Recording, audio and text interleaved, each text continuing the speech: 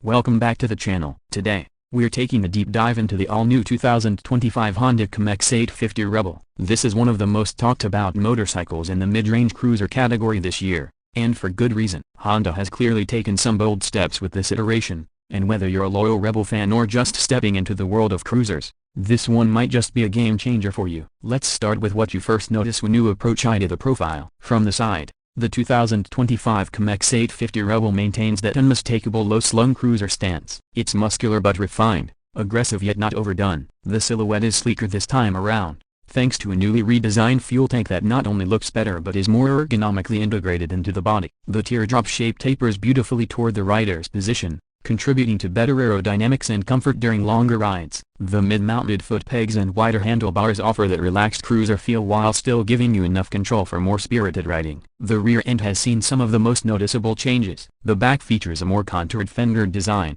which hugs the rear wheel tighter than before, giving it a more modern bobber vibe. Honda's gone with a minimalist LED taillight cluster that looks super clean and doesn't distract from the aggressive tone of the bike. The twin rear shocks are now finished in matte black, blending subtly with the rest of the frame, and the dual exhaust setup features a new heat-treated finish that gives off a slightly bronzed hue when it catches the sunlight. It's a subtle flex, but one that experienced riders will definitely appreciate. Now, moving into the seat design, the new Rebel 850 has a slightly more contoured solo seat compared to the 1100, offering improved lower back support. It's surprisingly plush for a stock saddle and sits at a very accessible height of just under 28 inches, making this bike approachable for shorter riders while still being comfortable for taller ones. The pillion setup remains optional, but if you're planning to carry a passenger, there's enough space and aftermarket support to keep things stylish and comfortable. Once you swing a leg over the 850, you're greeted with a cockpit that's clean, functional, and surprisingly tech-forward for a cruiser in this category. The new 4.3-inch TFT display replaces the older LCD cluster, and it's a massive improvement in terms of visibility and layout. It gives you everything you need at a glance: speed,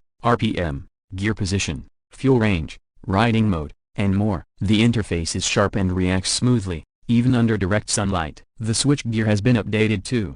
It's now more tactile, with a premium feel that's reminiscent of Honda's more expensive models. The handlebar grips have been slightly thickened, which gives them a better feel in the hands, especially with gloves. There's also a new toggle button to easily switch between riding modes: Standard, Rain, and Sparta, which we'll get into in a bit. Let's talk about the engine and performance. At the heart of the CMX850 Rebel is a retuned 850cc parallel twin engine derived from Honda's Africa Twin platform. This engine puts out around 77 horsepower and 72 Nm of torque, tuned specifically for a low-end grunt and smooth roll-on acceleration. It's got a deep, throaty exhaust note that's more refined than the Rebel 500 but not quite as thunderous as the 1100. It strikes a nice balance, honestly. The throttle response is crisp and the ride-by-wire system allows for finer control, especially in slow-speed situations or urban traffic. On the road, the bike feels incredibly planted. That's partly thanks to its low center of gravity and revised suspension geometry. Honda's outfitted this model with 43mm telescopic forks in the front and adjustable twin shocks in the rear. The ride is smooth on city streets and just firm enough to inspire confidence when you're pushing through corners. It soaks up bumps without getting floaty,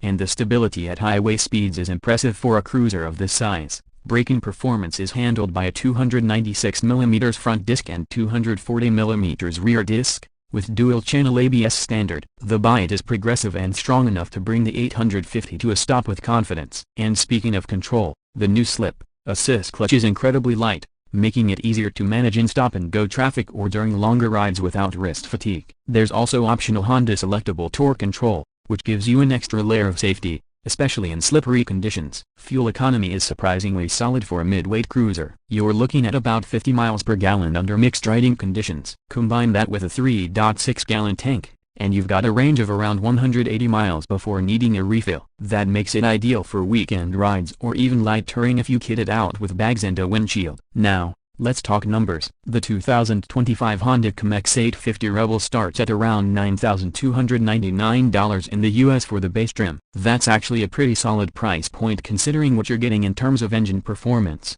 design, and technology. For a few $100s more, you can opt for the GCT version. Yes, Honda is offering its dual-clutch automatic transmission here as well. It's a polarizing feature among purists, but if you've never tried it, Don't knock it. It makes commuting and traffic a breeze, and Honda's DCT tech has only gotten smoother over the years. Optional accessories like saddlebags, passenger seats, and wind deflectors are all available directly from Honda or aftermarket suppliers. Compared to its smaller sibling, the Rebel 500, the 850 offers a significant leap in performance and overall ride quality. And while it doesn't quite replace the Rebel 1100 in terms of outright power, it sits in a very sweet spot for those who want more muscle than the 500 without jumping all the way into liter bike territory. It's a great choice for intermediate riders or even experienced ones looking for something a bit more manageable for daily use. To sum it all up, the 2025 Honda CMX850 Rebel is one of those bikes that gets better the more time you spend with it. It's got the looks modern but true to the Rebel spirit. It's got the comfort of low seat,